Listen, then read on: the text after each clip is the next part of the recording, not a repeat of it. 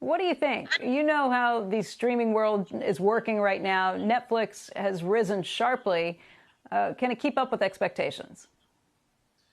Well, I think it's going to become increasingly clear that with all the talk of streaming wars, Netflix really isn't in that war. That Netflix is really in a category by itself.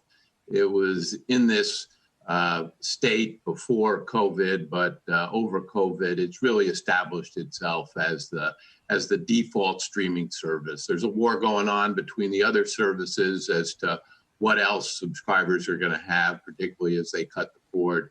But Netflix increasingly in a category by itself. Maybe a bit of a nod to that earlier last week when the company said that it would no longer be offering free subscriptions or free trials to people to try and get them. And I guess you only do that if you don't need to. If you're not in this to try and win more subscribers, I'm guessing they're going to have pretty strong subscriber growth. Well, they had huge subscriber growth last quarter. They had about 10 million subs. They guided to a much lower number for this quarter, suggesting that a lot of those subs were pulled forward.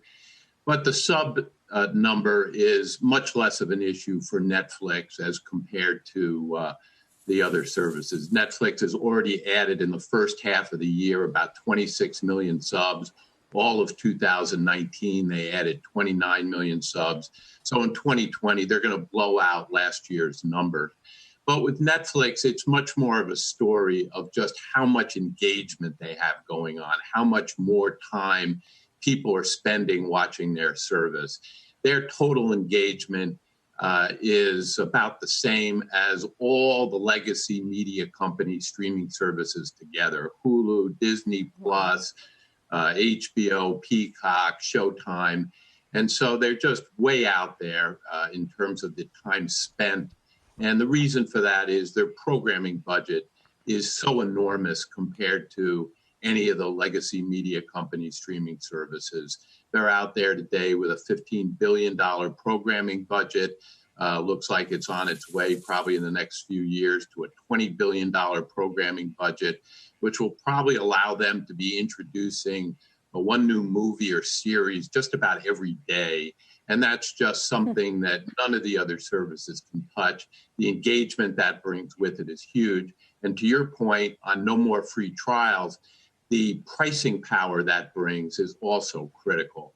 They just raised price in Canada, bringing to $14.99 for the core package that people take. I would listen very hard on this call to hints of price rises here. They really have such an enormous price to value relationship, huge value perception among consumers.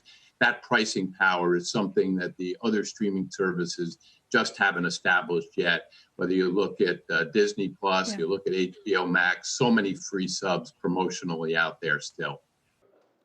Shepard Smith here. Thanks for watching CNBC on YouTube.